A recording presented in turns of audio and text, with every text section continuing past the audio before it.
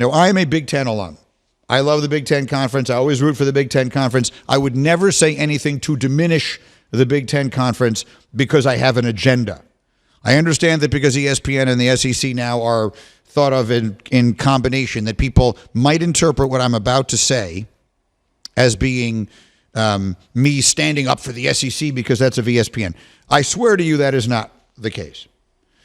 But I'm talking to my nephew yesterday, and he is going down. What he wanted for his birthday this year was to go to see an Alabama LSU game. So God bless you, Booger McFarland got him tickets, and he's going down. He's going to the game. Yeah, so he's going to LSU, Alabama. So he was all upset that Alabama lost this weekend because, it takes a little bit of luster away from that game, but whatever.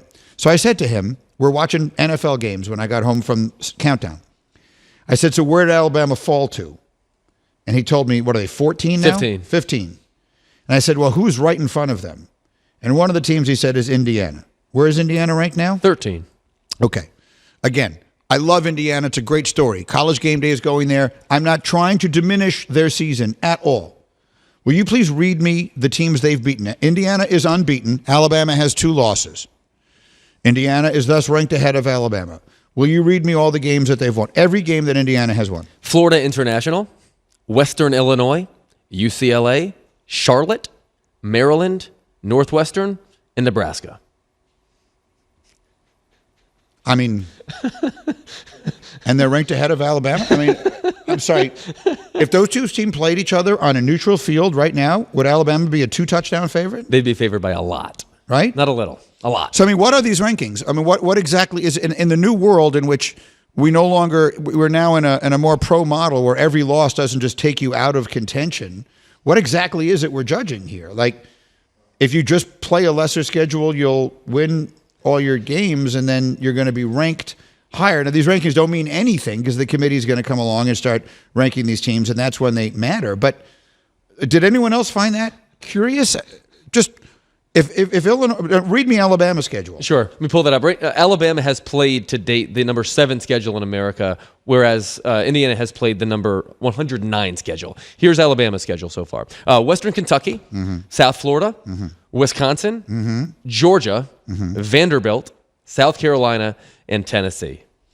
So, like, did I miss a meeting? Like, what? How are we doing this here, people? Like, I just don't understand how that works. I understand Alabama has to fall, and the Vanderbilt loss is not a great loss, but it's not a terrible loss.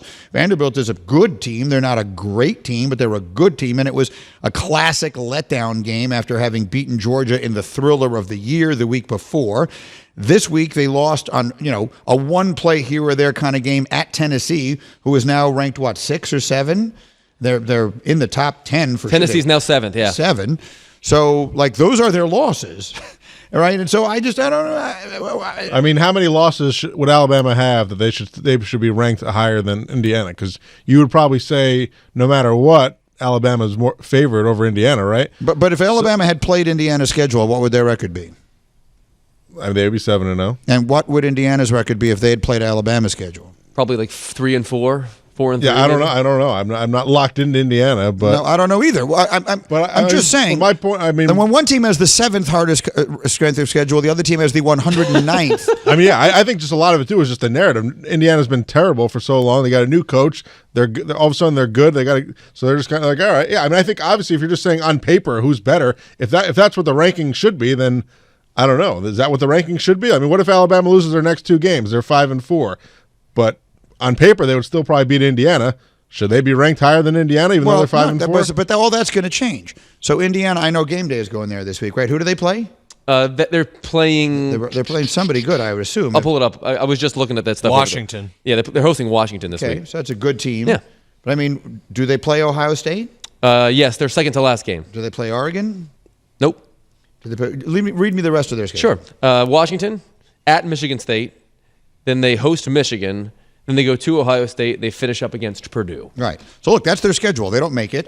You play the teams on your schedule. I'm not diminishing them at all. Congratulations. It's wonderful to see. I'm delighted for it. I'd love to see a team like that make the playoff. That's the beauty of the new college football playoff is you might see something like that. I hope they win out. I hope they win all these games. That's terrific.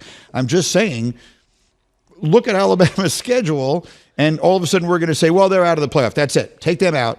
They're not going to make it. because we're going to put a bunch of other teams in there that are going to be ranked higher. But is that really accomplishing the purpose of what it is we're trying to do here? Now, if you want to say back to me, Greeny, yes, it is. Every couple of years, a team in the NFL will win a division with a sub 500 record, and there'll be a team with a much better record that gets left out because that's the system. And that's right. It happens. We don't change it all the time. The year, I was talking to Teddy Bruschi about this. The year after they were perfect, they went 11-5. Brady got hurt week 1. They went 11-5, and they missed the playoffs. And I think it was the Chargers won their division at 7-9. So the Patriots were 4 games better than the Chargers and didn't make the playoffs, and the Chargers did at 7-9. So like that happens. So, and if that starts to happen in college football now, fine. I'm not sitting here trying to denigrate that.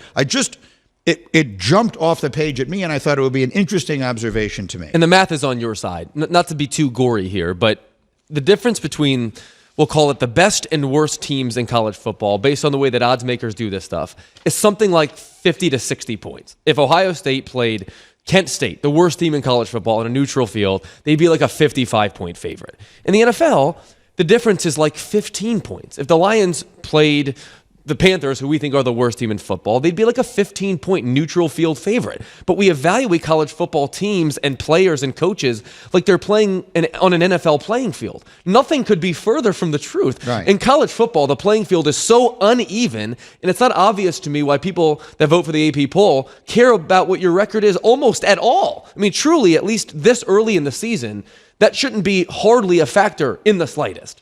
In the slightest. Indiana football is building a winner in Bloomington. Building a winner is brought to you by GNC. At GNC, they're not waiting on the sidelines. Let them help you build more muscle, lose weight, or hit your wellness goals, fuel your fitness at GNC. And while we're talking about that, I'll get back to that other. Why would that have been gory, Hembo? Yeah. Gory mathematical detail is what I often say when I get a little bit too into the weeds. That's all I meant by that. Interesting usage of the word. Probably a misuse of gory. Gory mathematical. Granular may have been a better. Gritty? Involving or showing violence and bloodshed, covered in blood. Boy, that math was covered in blood. I thought you were going to say it would be a gritty. My screen just went out here, guys. I thought you were going to say that it would be it would be gory if they played each other. Oh, it probably would be that too. Yeah, I mean, again, Jeez. I'm not sitting here trying to knock anybody. You play the games that are on your schedule. These kids don't make the schedule. How good you actually are, maybe they are that good, and they'll get a chance to prove it. If they beat Ohio State, then they will absolutely prove it. Alabama beat Georgia. They beat Georgia, who just beat Texas. So these are teams that we know are really, really good. Alabama's also going to have a chance to prove that they can jump back over Indiana in the next 2 weeks against Missouri and LSU. So if they win both of those games, they're definitely going to be up ahead of Indiana, even if Indiana is 9-0 by that point. You so think? I think so. Yeah, I don't know that. I do. I think so. I mean, why would that be? Because they're beating 2 ranked opponents, and the most recent thing we saw was a really bad loss. So I think that these next 2 games Was are that for a them. really bad loss? Was their Tennessee loss a really bad loss? It's not a really bad loss, but they got upset, and they've gotten upset twice in the last 3 weeks. So these are 2 prove-it games ahead of them if they win both of them. I think they were a 2.5-point favorite on the road against a top 10 team in the country. And if you compound it with losing to Vanderbilt 2 weeks ago, which is the punching bag of the SEC, yes, they're ranked 25 now, I think it looks even worse. So these next 2 weeks against 2 ranked opponents are a chance for them to get back up the rankings. Now, my response to that would be that Indiana has been what Vanderbilt has been for a very long time, and now we're buying into Indiana, and we should. And so we should be buying into Vanderbilt, and we should. They're good. They're not great. They're good. Yep. And that was an eminently losable game. Look, I'm not sitting here trying to make an argument for Alabama. I don't care one way or the other who winds up in these games. All I'm saying is it seems to me that what we're looking at is like I remember you once saying to me, Hembo, like a pitcher's win-loss record is a terrible way to judge how good a pitcher is relative to the other pitchers. And you never want to say that about a one-loss record in a team sport. It doesn't make any sense to say a one-loss record is actually their only intention. They all they do is go out and try and win the games on their schedule. But it isn't a great way to judge who's actually better than who in a sport like this, where the teams they're playing against have nothing to do with Nothing to do with each other. It doesn't make any sense. It's not to disparage Indiana. It's also not to completely allow Alabama to escape because they've lost twice. But there's no question that if Bama and Indiana played each other, Bama would be a touchdown favorite at least.